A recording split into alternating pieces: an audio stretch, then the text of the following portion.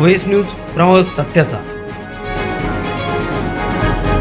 शिर्डी शहरातील अतिशय मनमिळावू, हसतमुख आणि दिलदार व्यक्तिमत्व म्हणून ओळखले जाणारे राजवाडा प्रतिष्ठानचे अध्यक्ष व भावी नगरसेवक युवा नेते सचिन गायकवाड यांचा हजारोंच्या संख्येने आलेला प्रचंड मित्रपरिवार, आप्तेष्ट यांच्या उपस्थितीत झालेला भव्य दिव्य अभिष्ट चिंतन सोहळा शिर्डीकरांनी याची देही याची डोळा अनुभवला।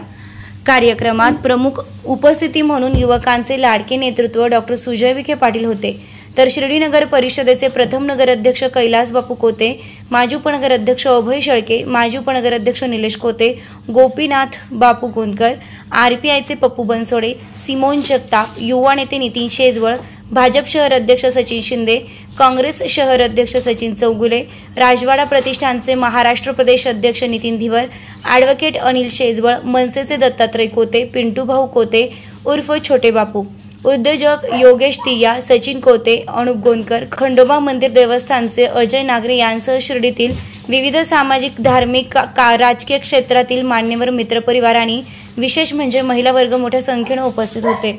या कार्यक्रमासाठी युवा नेते डॉक्टर सुजय विखे पाटील यांनी दिल्लीहून थेट विमानानं शिर्डी गाठत सचिन गायकवाड ह्या आपल्या एकनिष्ठ कार्यकर्त्याच्या वाढदिवसाला हजेरी लावत तब्बल 2 ते 3 तास वेळ दिला। डॉक्टर सुजय विखे पाटील यांचं आगमन होताच फटाक्यांची आतिषबाजी करण्यात आली आणि राजवाडा प्रतिष्ठानच्या वतीने भव्य सत्कार करण्यात आला।